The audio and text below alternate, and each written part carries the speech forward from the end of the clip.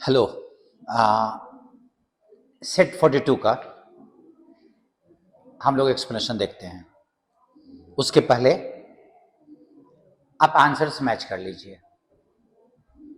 Question number 1 में अगर हमको इधर से दिक्कत हो रही है तो हम इसको ऐसे देख सकते हैं कि यहां शुरुआत में विथ लगा हुआ है और यहां पे एसोसिएटेड लिखा हुआ है। तो आपका अगर इसका शुरुआती वर्ड विथ है तो अनडाउटेडली किसी ना किसी वर्ड के अंत का जो वर्ड लगेगा उसके साथ वो प्रीपोजिशन आएगा। तो इसका मतलब कि एस और पी तो एक साथ होना है। अब अगर एस और पी पे ध्यान डालो आप, तो एस और पी यहां भी है और एस और पी यहां भी है। ठीक है। अब आप जरा सोचो कि दोनों का प्लेसमेंट अलग अलग किया हुआ है। क्या मैं पी को अंतिम सेंटेंस ले सकता हूं विथ मेटाबोलाइट्स दैट इन्फ्लुएंस, ये इन्फ्लुएंस यहां वर्ब है, क्या हम इन्फ्लुएंस के बाद कुछ आगे नहीं डालेंगे? Influence home, influence what? तो पी मेरा अंतिम सेंटेंस हो नहीं सकता, इसीलिए मैं इसको काटूंगा और मेरा आंसर सी चला जाएगा। अगर आपको शुरुआत से पढ़ के नॉर्मल लगा था तो आपने उसको बनाया होगा शुरू से। मैं उसका कुछ और अलग अप्रोच देख रहा था। चलिए, अब ये इसमें तो कोई ज्यादा कोई परेशानी है नहीं, क्योंकि आर रीचिंग दिया हुआ है तो इज बिंग रीच तो होगा ही होगा। थर्ड क्वेश्चन देखो, यहां पे अगर आप देखो तो यहां आइदर और लगा हुआ है और एज ए कोऑर्डिनेट कंजंक्शन जब ये आइदर और का इस्तेमाल होता है तो दोनों के बाद इक्वल चीजें होनी चाहिए और को देख के आपको आइदर का जगह बदलना होता है। ध्यान रखिएगा, आइदर को देख के और का जगह नहीं बदलना होता, क्योंकि कोऑर्डिनेट कंजंक्शन में और आता है। फैन बॉयज, आपने अगर कंजंक्शन देखा होगा तो कोऑर्डिनेट कंजंक्शन में एंड आता है, बट आता है, और आता है, नॉर आता है। तो इस कंजंक्शन को देखते हुए इसका जगह चेंज करना होता है। अब आप इसको देखो तो और के बाद एक एडवर्बियल फ्रेज आया हुआ है, एटलीस्ट द फर्स्ट हाफ, तो आइदर के बाद होना चाहिए द होल स्टोरी। तो आइदर का जगह उठा के हम मी के बाद रखेंगे।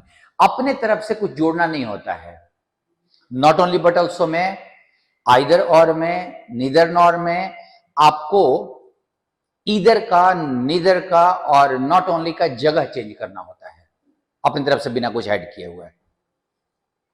सो तुम्हारा आंसर ए में जाएगा। Next, a small fast continuous shaking movement, मतलब तेजी से लगातार शेक हो रहा है, हिल रहा है, तो वो तो वाइब्रेशन ही होगा ना। क्योंकि अगर आप साइंस में जानते हो तो ऑसिलेशन मतलब पूरा वो जैसे घड़ी का पेंडुलम ऑसिलेट करता है, डोलना, जिसको हिंदी में दोलन बोलते हैं। डिस्टिलेशन, आप किसी की चीज को फिल्टर करते हो ताकि वो पवित्र हो जाए, मतलब इम्प्योरिटीज खत्म हो जाए। And permutation, that is change करना, किसी चीज को बदलना।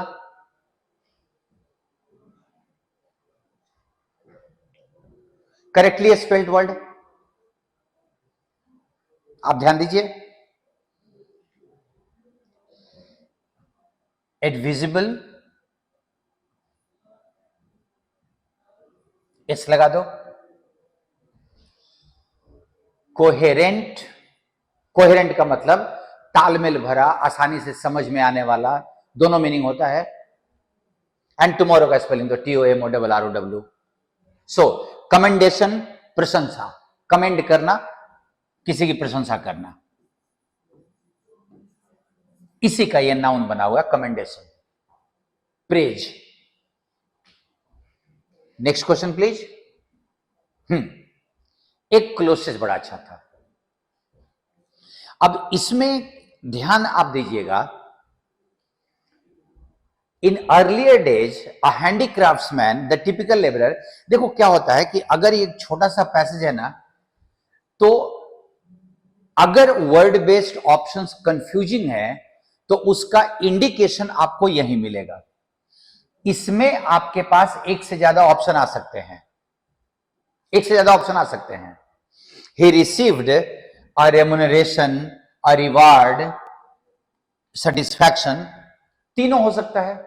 कंसोलेशन, सांत्वना नहीं होगा, लेकिन अब ये तीनों में से तो कोई भी हो सकता है। अब हमने बिना ये सोचे कि कौन से का इंडिकेशन पैसेज में है, हम आंसर दे देते हैं। अब जरा ध्यान दीजिए, पहली चीज तो ये कि शुरुआती दिनों की बात थी और उसके बारे में लिखा है टिपिकल लेबरर, वो एक आम लेबरर की तरह था। ध्यान दीजिएगा इस बात पे, वो पैसेज में इंडिकेशन होता है शब्दों का, वो एक आम लेबरर था, उसको ये मिलता था from the work he did. अभी मैं रोकता हूं इसको, थोड़ी देर आगे आते हैं।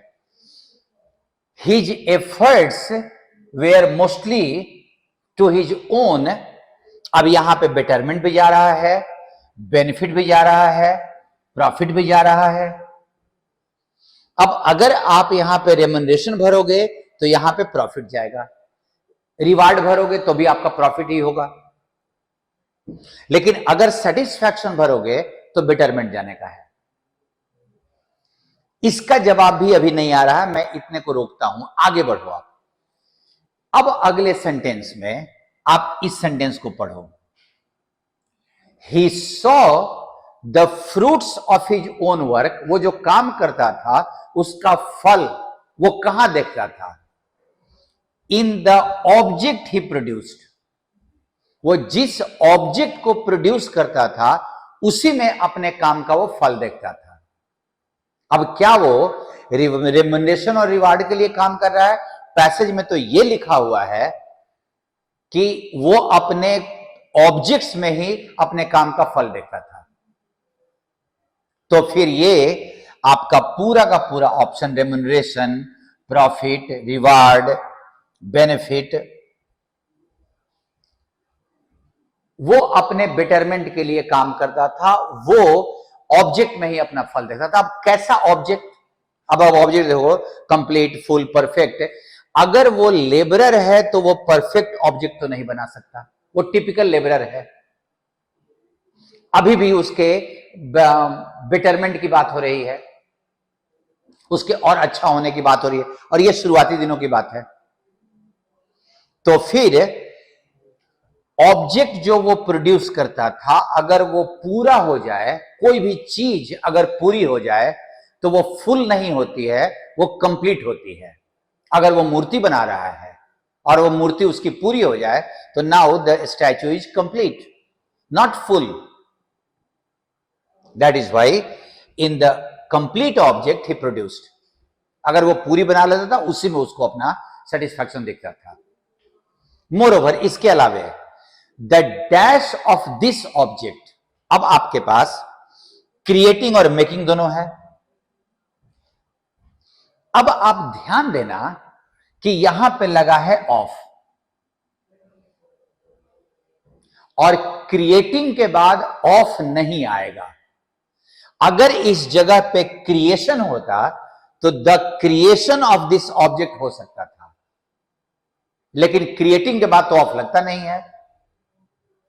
मेकिंग के साथ क्या प्रॉब्लम है कि मेकिंग को हम एज ए नाउन जब इस्तेमाल करते हैं, आप में से कुछ लोगों ने कहानी में एक किताब का नाम सुना होगा, the making of Mahatma Gandhi. Gandhi के महात्मा बनने का पूरा story process, the making of Mahatma Gandhi. So आपका यहां पे क्रिएटिंग नहीं जाएगा, आपका यहां पे चला जाएगा मेकिंग, क्योंकि मेकिंग के साथ ही ऑफ लग सकता है। क्रिएट का क्रिएशन बनता है, बट मेक का नाउन नहीं बनता, मेकेशन नहीं होता। क्रिएटिंग ऑफ दिस ऑब्जेक्ट, और यहां तो ठीक है ना, जनरली, ऑफन, यही दोनों में से। और चूंकि वो एक हैबिचुअल पार्ट है, सो प्राय नहीं। अब प्राय का मीनिंग में ही ऑफन यहां पे मोस्ट सुटेबल है। Generally demanded and often, often में फ्रीक्वेंसी बहुत ज्यादा होती है। ठीक है, सो इस क्वेश्चन में आपने कितना सही किया है, ये वर्ड बेस्ड क्वेश्चन में ये देखना है, क्योंकि पांचों के पांचों ऑप्शंस कंफ्यूजिंग थे। अगर आप बता सकते हैं मैसेज करने में, अगर परहेज नहीं करें तो आप बताइएगा, मेरे को अच्छा लगेगा। अफर्मेशन अपोजिट देना है, तो अफर्मेशन का तो उल्टा डिनायल ही होगा। अफर्मेशन किसी बात को दावे से कहना और डिनायल उससे इनकार करने के सेंस में। रिफ्यूजल अप्रूवल का अपोजिट है। अफर्म करना मतलब दावा करना, डिनायल उस बात से इनकार करना दावा करने से। और तो कोई वर्ड है नहीं यहां पे। यहां पे सम लगेगा, मेरे को लगता है कि आप में से अधिकतर लोगों का सही रहा होगा। We thought that the banner would look better, banner और अच्छा लगेगा। कुछ इसमें बदलाव किया जाए तो कुछ, नॉट एवरी, ऑल, ईच, सारा बदलाव नहीं किया जाए, थोड़ा बहुत चेंज किया जाए तो थोड़ा बहुत अंग्रेजी तो सम ही होगा ना। ये एक अच्छा सा फ्रेज दिया हुआ है, शार्प प्रैक्टिसेस। इसका मतलब होता है गलत काम। ही earns money through sharp practices, मतलब वो बेईमानी करके पैसा कमाता है। ठीक है, इस क्वेश्चन को देखो। कभी कभी क्या करता है कि इंप्रूवमेंट में पूरा का पूरा सेंटेंस अंडरलाइन कर देगा, लेकिन तब आप ध्यान देना कि सारे वर्ड को वो बदलेगा नहीं। Quite the most remarkable article we remember to have read, सब में है, खाली वो एवर का जगह चेंज कर रहा है। अगर पूरा अंडरलाइन करेगा ना तो किसी एक वर्ड को दो वर्ड को टिकाता है, वो उसको एवर का जगह चेंज कर रहा है और आपसे पूछ रहा है कि एवर प्रॉपरली कहां लगेगा, ये बताओ।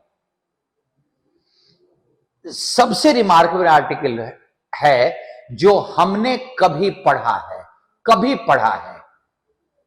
ये जरा सोचो कि ever the most, ever remarkable, कभी रिमार्केबल है, कभी तो आपने किया होगा, उस मीनिंग में आएगा। रिमार्केबल एवर नहीं हो सकता, आर्टिकल एवर नहीं हो सकता है। So ever to have read आपका यहां पे इसके साथ लगेगा, इस इंफिनिटिव के साथ, इसलिए आपका आंसर ये आएगा। एवर मतलब कभी हमने पढ़ा है, पढ़ा था, पढ़ा है। डन। नेक्स्ट क्वेश्चन,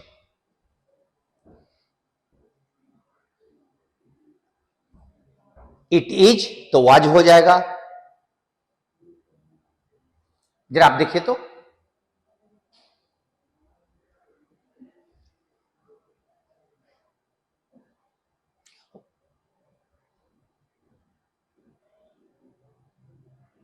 अगर यहां देखो तो शायद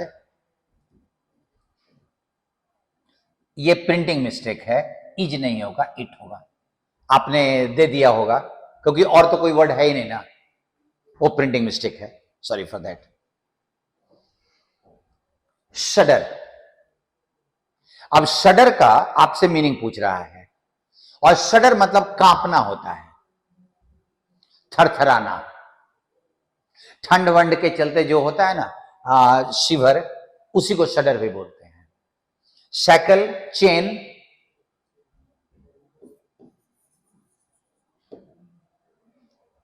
श्रग एक कपड़े का पार्ट होता है, एंड शिमर किसी चीज का धीमी आंच पे धीमे लौ के साथ जलना या उबलना धीमे धीमे, दैट इज शिमर।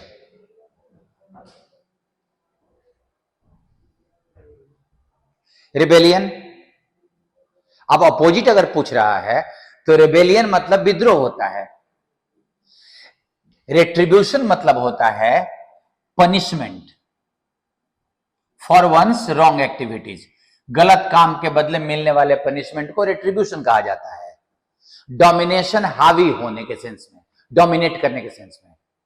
और सबमिशन आत्मसमर्पण इसी को बोलते हैं। तो तुम्हारा रेबेलियन का उल्टा सबमिशन आत्मसमर्पण हो जाएगा। नेक्स्ट, अगर ये देखो तो इस सेंटेंस अरेंजमेंट में तुम्हारा ए तो इंट्रोडक्शन है, ए अगर इंट्रोडक्शन है तो तुम्हारे पास सी ए नंबर ऑप्शन कैंसिल होगा, तीनों में दिया हुआ है। अब अगर तीनों ऑप्शन पे ध्यान दो तो ए के बाद सी, बी और डी तीनों में अलग अलग लिखा हुआ है, और आपसे वो बेसिकली टारगेट यही कर रहा है कि हम ए के बाद रखें क्या। अभी भी वो बोल रहा है कैट फैमिली का सबसे बड़ा होता है और वो एशिया के बहुत सारे पार्ट्स में पाया जाता है। अभी भी इंट्रोडक्शन नहीं चल रहा है ना, अभी भी इंट्रोडक्शन चल रहा है। 3000 बाघ अभी भी हैं, तो इंट्रोडक्शन चल रहा है, क्योंकि ये उनके नाइट के निकलने के समय में, जब वो रात में निकलते हैं तो क्या होता है, ये उसकी बात कर रहा है। लेकिन अभी भी 3000 बाघ पाए जाते हैं, तो वो तो सबसे उसके पहले ही रखना होगा ना। जब वो रात में जंगल में निकलते हैं तो तुम्हारा ए के बाद सी आएगा और ए के बाद सी आएगा, तो तुम्हारा आंसर ये हो जाएगा। नेक्स्ट क्वेश्चन, डिड लगा है तो यहां पे कम हो जाएगा। डिड आया हुआ है तो जब हमने केम में से डिड निकाला तो ये तो B1 हो जाएगा ना। When did you go, तुम कब गए। नेक्स्ट, आपका ये जो यहां दिया हुआ था फिलर में एक इडियम भरने को उसने दिया है। Our school had decided to take us to the Himalayas for excursion. Excursion मतलब होता है टूर, टूर पे वो हिमालय को ले जाना था, उसने डिसाइड किया। I dash to convince my mother to give consent. Consent मतलब होता है अनुमति। मैंने मां को मनाने की कोशिश की, मां अनुमति दे जाने को। लीव नो स्टोन अनटर्न्ड, अपने पूरा प्रयास करना किसी काम को करने के लिए, वो तो आंसर चला जाएगा डी का। ब्रिंग होम द बेकन, इसका मतलब होता है किसी सेटल्ड नौकरी से आजीविका कमाना। नौकरी टेम्पररी नहीं होगा, परमानेंट सेटल टाइप का जॉब है, उससे वो अपनी रोजी रोटी कमा रहा है। Bring home the bacon. Fight fire with fire, विरोध करना, जैसा हमको मिला था वैसा ही उसी शक्ल में। आग को आग से जवाब देना, मतलब जैसा हम पे आक्रमण किया गया था उसी शक्ल में जवाब देना। And make waves, that is create sensation. The book is making waves, the book is creating a lot of sensation in the market. So आपका, मैंने मां को मनाने के पूरा प्रयास किया। हॉब्सन चॉइस, जहां आपको कोई, इस फ्रेज का मतलब होता है जहां आपको कोई चॉइस दिया जाए और एक्चुअली आप कोई भी ऑप्शन नहीं चुन सकते हो, सारा उतना ही मुश्किल है ऑप्शन। सो कोई भी चॉइस नहीं। हॉब्सन चॉइस का मतलब practically no choice at all. Next, ये एक क्वेश्चन बड़ा अच्छा था, एक्चुअली अभी आ गया। एक्चुअली मेंस में एक साल पूछा था। उसने क्या बोला कि इन दोनों में इस PQRS में से कौन सा ऑप्शन आएगा, ये S2 और S3 में। अब हम लोगों को इसमें जब ये बीच में देखना है तो S1 और S4 पे तो नजर डालनी होगी। और S1 का क्या मीनिंग था कि मेन एंड वुमेन ने टुक there places after the initial beginning. शुरुआत के बातचीत के बाद उन्होंने अपना अपना स्थान ले लिया। And immediately conversation filled the room, और बातचीत शुरू हो गया। उन्होंने अपना अपना स्थान ले लिया। ये लिखा हुआ है। अब जरा option number P Q R S पर नजर डालो। The two parties had to lean forward, lean forward मतलब आगे झुकना, their elbows on their knees, मतलब अपने घुटने पे कोहनी लगा के वो आगे झुके, दोनों पक्ष के लोग। At the beginning they mingled awkwardly, छोड़ देते अगर नहीं समझ में आ रहा तो, क्लचिंग देयर ड्रिंक्स, अपना ड्रिंक हाथ में लेकर, वॉकिंग हियर एंड देयर, यहां वहां टहल रहे थे। अब जरा आप सोचिए कि जब वो अपने स्थान पे बैठ गए थे तो फिर अभी टहलना कैसे आएगा यहां पे? यहां तो अभी टहल ही रहा है, तो 1 के बाद हम यहां डालेंगे तो वो ऑप्शन नंबर S1 तो फालतू हो जाएगा, तो तुम्हारा क्यू नहीं जाएगा, कहीं नहीं आएगा। Several people made a last minute dash to the bathroom, कुछ लोग अंतिम समय में बाथरूम भागे, तो अभी जब ये आ गया है तब तो ये भी नहीं जाएगा ना, उन्होंने अपना स्थान ले लिया था, उसने पहला सेंटेंस बोला।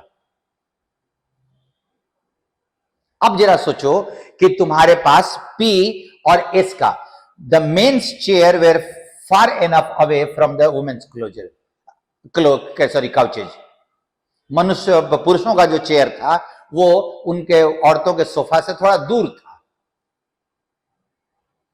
तो देखो तो जरा, P और S अगर एक साथ आना, Q और R तो आएगा नहीं, Q यहां आया हुआ है, R यहां आया हुआ है, R और Q दोनों यहां आया हुआ है, तो तुम्हारा P और S एक साथ आएगा और वो तुम्हारा D में आएगा। वो कुछ भी देगा ना, कैसा भी करके कुछ देगा, अल्टीमेटली आपको अपनी अंडरस्टैंडिंग का यूज करना है। Next, you are expected. अब आप में से कुछ लोगों ने अगर ये दिया होगा तो इसका अगर आप पैसिव बनाओगे तो कंप्लीट के बाद व्हाट का जवाब दिया हुआ है, complete what, this work.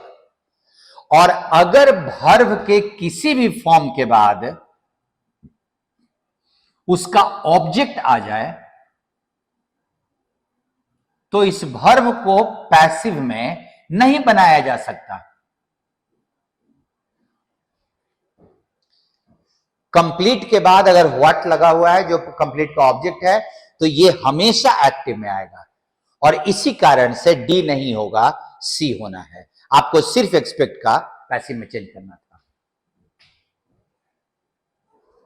Next, अब और के बाद तुम्हारे को वर्ब का फॉर्म दिया हुआ है, ठीक है। अब यहां पे वर्ब का फॉर्म दिया हुआ है, अब ये और किससे जोड़ रहा है, इससे ना, ओवरराइड से ना। शुड के बाद अगर V1 आया है, such vote should override the will of the legislature और गाइडेड फर्दर। चूंकि इससे जुड़ा हुआ है V1 से, तो यह भी V1 होगा।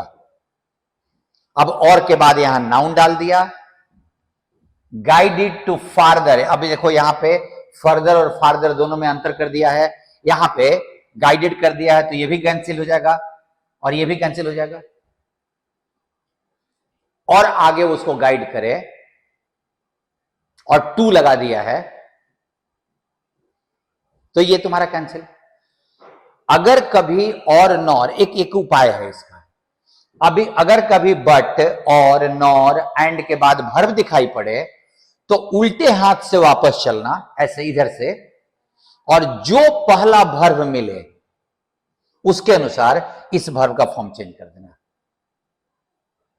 ये एक मेरे अनुभव पे आधारित मैंने आपको रूल बोल रहा हूं कि एंड और बट के बाद अगर कभी कोई वर्ब आया हुआ हो तो उल्टे चलना, इधर से नहीं, पढ़ने वाला तरीके से नहीं, उल्टा चलना, और जो पहला वर्ब मिले उसके फॉर्म के अनुसार इसके फॉर्म को चेंज कर देना। नेक्स्ट, रॉन्गली स्पेल्ड, प्रिक्यूसिव नहीं होता है, परक्यूसिव होता है। एक ऑब्जेक्ट का दूसरे ऑब्जेक्ट्स पे टकराने वाला जो सिस्टम होता है, दैट इज कॉल्ड परक्यूसिव।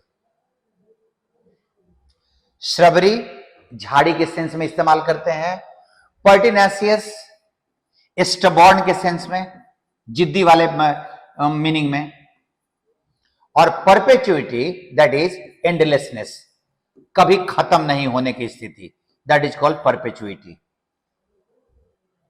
क्वेश्चंस इसमें काफी सारे अच्छे लेवल के थे। आपने कितना बनाया, कितना आपका सही रहा है, बताइएगा जरूर। सी यू देन, थैंक यू।